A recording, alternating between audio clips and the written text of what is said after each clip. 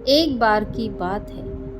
एक हंसता खेलता लड़का अचानक उदास हो गया। वो अक्सर अंधेरे कमरे में बैठा रहता, अकेले खुद से बड़बड़ाता रहता। लोग उससे पूछते, तुम्हें क्या हुआ है? पर वह कुछ नहीं बताता, क्योंकि उसका मन किसी चीज में नहीं लगता था। किस्मत से गौतम बुद्ध कुछ दिनों के लिए उस नगर के बाहर रुके हुए थे। लड़के के पिताजी ने बहुत उम्मीद के साथ उस लड़के को गौतम बुद्ध के पास लेकर गए। लड़का काफी देर तक गौतम बुद्ध के आसपास बैठा रहा, पर शांत रहा। आज तक उसने अपनी तकलीफ किसी को नहीं बताई थी। पर गौतम बुद्ध का सुंदर व्यवहार और अपनापन देखकर लड़का बोल पड़ा, हे तथागत, मैं अपने मन की बात आपको बताना चाहता हूँ और प्रश्न पूछना चाहता हूँ। गौतम बुद्ध ने कहा, पूछो, क्या परेशानी है? लड़के ने कहा, हे तथागत, ऐसा क्यों होता है कि कुछ लोग परेशानियों के बावजूद सफल हो जाते हैं और कुछ लोग परेशानियों से निकल ही नहीं पाते? गौतम बुद्ध ने पूछा, तुम ऐसा सवाल क्यों करते हो? लड़के ने कहा, मैंने 2 साल कड़ी मेहनत की है। मैं कुछ करना चाहता था, पर कर नहीं पाया। मुझे हर दिन लगता है कि मैं असफल हूँ। मुझे कुछ ऐसा आशीर्वाद दीजिए जिससे जीवन में कभी परेशानियाँ और दुख मुझे रोक न पाए। यह सुनकर गौतम बुद्ध कुछ देर शांत रहे, फिर बोले, भंते, मैं तुम्हें एक कहानी सुनाता हूँ जिसमें तुम्हारे सवालों का जवाब मिल जाएगा। एक राजवाड़े का राजा बड़ा वीर था। उसका व्यक्तित्व भी बहुत आकर्षक था। प्रजा में सब लोग उसे बहुत चाहते थे और उसे देखकर सब बहुत खुश होते थे। लेकिन एक दिन युद्ध छिड़ा। विदेशी घुसपैठियों ने राज्य पर आक्रमण कर दिया। 11 दिन तक घमासान युद्ध हुआ। राजा ने देश तो बचा लिया, पर खुद को खो दिया। उसकी एक टांग चली गई और आंख भी फूट गई।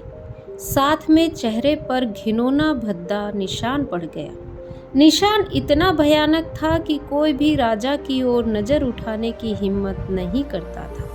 ऐसे ही एक दिन राजा महल में घूमते हुए पूर्वजों की चित्रकारी देख रहा था। राजा अचानक सोच में पड़ गया, मेरे पूर्वज सब इतने वीर दिखते हैं, इन सब के सामने मेरी चित्रकारी कैसी लगेगी? क्या आने वाली पीढ़ी मेरी वीरता याद रखेगी या मेरी कुरूप और अपंग छवि देखेगी? अगले ही दिन राजा ने घोषणा करवाई और सभी जाने माने चित्रकारों को दरबार में बुलाया। राजा ने 2 शर्तें रखी। पहली, उसकी चित्रकारी बिल्कुल वास्तविक होनी चाहिए। दूसरी, चित्रकारी आने वाली पीढ़ियों और लोगों को प्रेरणा देनी चाहिए। राजा की घोषणा सुनकर सभी चित्रकारों के चेहरे सफेद पड़ गए।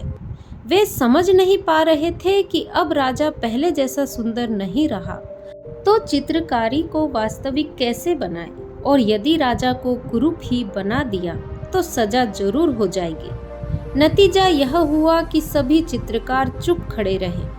किसी ने चित्रकारी बनाने की जिम्मेदारी नहीं ली। जब राजा ने देखा कि कोई तैयार नहीं है, उसे आवेश आया। सब चित्रकारों को सबक सिखाने के लिए राजा ने एक एक उंगली उठाकर एक युवा चित्रकार की ओर इशारा किया और कहा, तुम अगले 5 दिनों के अंदर एक भव्य चित्रकारी बना कर लाओ, अन्यथा तुम्हारे साथ साथ सभी चित्रकारों को सजा दी जाएगी। 6ठे दिन दरबार भरा था। लड़का अपनी चित्रकारी कपड़े से ढककर दरबार में पहुंचा। सब डरे हुए थे, कुछ उत्सुक भी थे कि आखिरकार इस युवक ने कैसा चित्रकारी बनाया होगा। और जैसे ही उसने पर्दा हटाया, सब शांत हो गए, जैसे सांस लेना ही भूल गए हो। फिर पूरी सभा तालियों की गड़गड़ाहट से गूंज उठी। चित्र में राजा एक शानदार घोड़े पर सवार दिख रहा था। राजा की स्थिति ऐसी थी कि राजा की एक टांग घोड़े के पीछे छिपी हुई थी। चित्रकारी में राजा तीर चला रहा था और एक आंख बंद थी।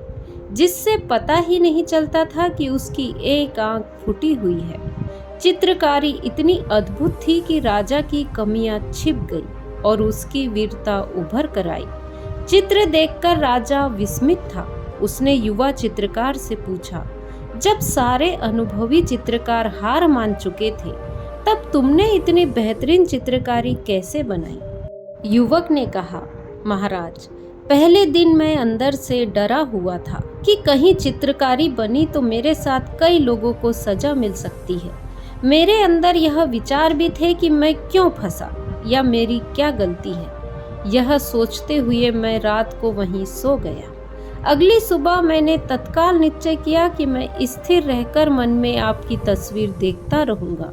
जब तक मैं अंदर से शांत नहीं हो जाता, मैंने खुद को अकेला कर लिया और हर प्रकार की नकारात्मकता को देखने की कोशिश करता रहा।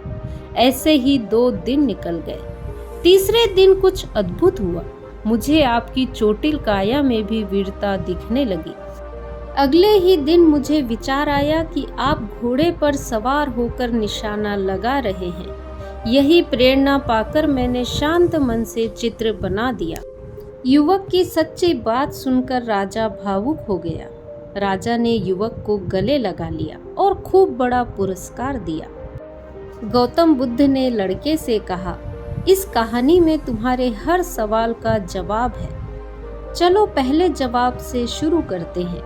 मुश्किलों को देखते रहो। अक्सर हम लक्ष्य बनाते हैं और उसे पाने के लिए मेहनत करते हैं, लेकिन जैसे ही मुश्किल आती है या कोई काम नहीं होता तो हम दुखी और हताश होकर मुश्किल से मुंह फेर लेते हैं। गौतम बुद्ध ने आगे कहा, इसीलिए हमें परेशानियों को न देखकर लक्ष्य को पाने के लिए आगे बढ़ते रहना चाहिए।